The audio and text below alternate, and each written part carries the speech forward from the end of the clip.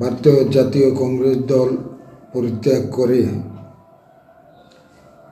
কংগ্রেসের বরিষ্ঠ নেতৃবৃন্দ দক্ষিণ জেলার আজকে ভারতীয় জনতা পার্টিতে যোগদান করেছেন। আমি আগে ওনাদের নাম বলে দিচ্ছি। ভোলানাথ ধর, এক্সিকিউটিভ মেম্বার, উনি ত্রিপুরা প্রদেশ কংগ্রেস কমিটির সদস্য, এক্সিকিউটিভ কমিটির মেম্বার।